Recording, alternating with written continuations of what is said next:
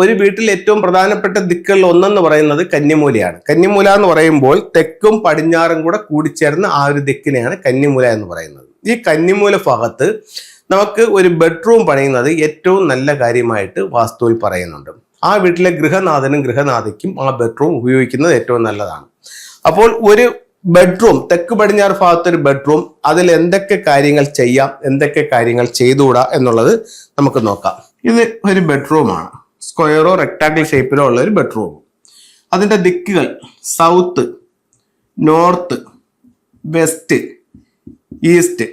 South east തെക്ക് കിഴക്ക്, south west കന്നിമൂല, നോർത്ത് വെസ്റ്റ് വായുകോണ്, നോർത്ത് ഈസ്റ്റ് ഈശാനകോണ്. ഇതൊരു ബെഡ്റൂമിൻ്റെയാണ്, വീടിന്റെ കാര്യമല്ല, ബെഡ്റൂമിന്റെ കാര്യമാണ്. ആദ്യം നമ്മൾ കന്നിമൂല എടുത്തു. കന്നിമൂലയിൽ നമുക്കൊരു അലമാര വയ്ക്കാം, അല്ലെങ്കിൽ ലോക്കർ വയ്ക്കാം. ഇതിവിടെ ഇങ്ങനെ വെച്ചു. ഇത് എങ്ങോട്ടാ നോക്കിയിരിക്കുന്നത്? വടക്കോട്ട്, വടക്ക്, നോർത്ത് ഫേസ് ചെയ്തിട്ടാണ് ഇരിക്കുന്നത്.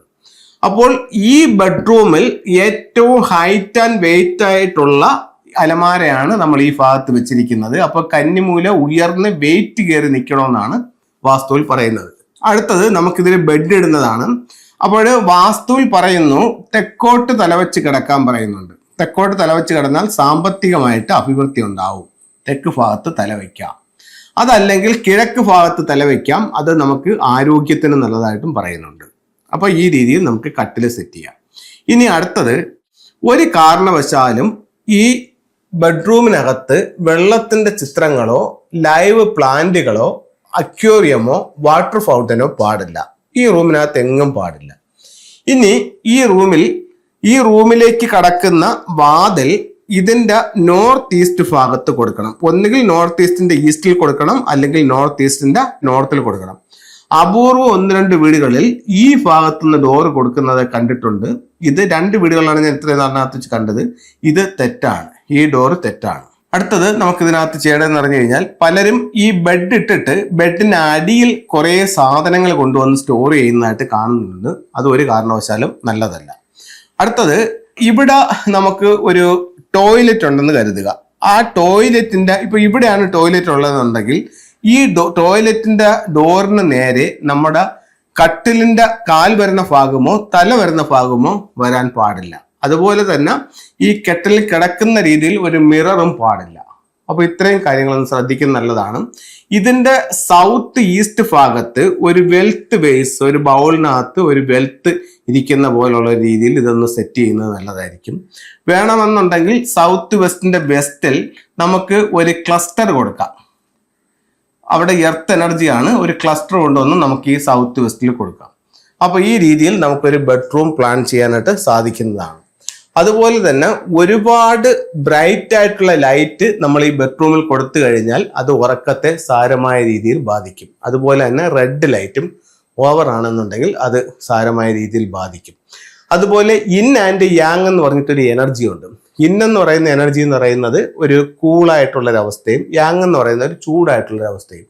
അപ്പം വീടിൽ ഇൻ യാങ്ങിന്റെ ഒരു സന്തുലനമാണ് ഫെങ്ഷുയി എന്നാണ് പറയുന്നത്. അപ്പം ഈ ബെഡ്റൂമിനെ സംബന്ധിച്ചിടത്തോളം ബെഡ്റൂമിൽ എപ്പോഴും ഒരു ഇൻ എനർജിയാണ് ഉണ്ടാവേണ്ടത്. അതായത് ഒരുപാട് ശബ്ദങ്ങൾ പാടില്ല, ഒരുപാട് ലൈറ്റ് പാടില്ല. അപ്പൊ അങ്ങനെ ഒരു സൈലന്റ് ആയിട്ടുള്ള ഒരു രീതിയാണ് അത് ബെഡ്റൂമിൽ ഉള്ളത്. അതേസമയം ലിവിംഗ് റൂമിലാണെങ്കിൽ നല്ല ബ്രൈറ്റ് ആയിട്ടുള്ള ലൈറ്റുകളും മ്യൂസിക്സും ഒക്കെ നമുക്ക് ഉപയോഗിക്കാം. പക്ഷെ ബെഡ്റൂം എപ്പോഴും സൈലന്റ് ആയിട്ട് നിർത്തണം. അപ്പൊ ബെഡ്റൂമിൽ ഏറ്റവും പ്രധാനപ്പെട്ട ചില കാര്യങ്ങൾ എന്ന് പറയുന്നത്, അതേപോലെ തന്നെ നമ്മൾ ഈ ബാത്റൂമിന്റെ ഡോറും തുറന്നിട്ടാക്കുന്നത് നല്ലതല്ല. അപ്പോൾ ഇത്രയും കാര്യങ്ങൾ ബെഡ്റൂമിൽ ശ്രദ്ധിക്കണം. ബെഡ്റൂമിൽ അത്യാവശ്യമാണെന്ന എല്ലാ കാര്യങ്ങളും ഞാൻ പറഞ്ഞു. കന്നിമൂലയിൽ നമുക്ക് ഒരു അലമാര വെക്കാം, അതിനെ വടക്കോട്ട് നോക്കി വെക്കാം. അതുപോലെ തന്നെ ആ ബെഡ്റൂമിലേക്ക് കിടക്കുന്ന ഡോറിന്റെ സ്ഥാനം, കട്ടിലിന്റെ പൊസിഷൻ, അതിനകത്ത് ഈ പറയപ്പെടുന്ന വാട്ടർ ഫീച്ചറോ അല്ലെന്നുണ്ടെങ്കിൽ പ്ലാന്റുകളോ പാടില്ല. ഹെഡിന്റെ പൊസിഷൻ ഈ 2 രീതിയിൽ വരാം. ഇവിടെ പറയേണ്ട മറ്റൊരു കാര്യം എന്ന് പറഞ്ഞു കഴിഞ്ഞാൽ, ഇതില് ഫെങ്ഷുയിൽ ഒരു കാര്യം പറയുന്നുണ്ട്. ഗൃഹനാഥന്റെ ഡേറ്റ് ഓഫ് ബർത്ത് അനുസരിച്ചിട്ട് ഇദ്ദേഹത്തിന്റെ ഭാഗ്യ ദിക്കിൽ സൗത്ത് ഉണ്ടെങ്കിൽ സൗത്തിലേക്ക് തലവെച്ച് കിടക്കാം, അല്ലെങ്കിൽ ഈസ്റ്റ് ഉണ്ടെങ്കിൽ ഈസ്റ്റിലേക്ക് തലവെച്ച് കിടക്കാം.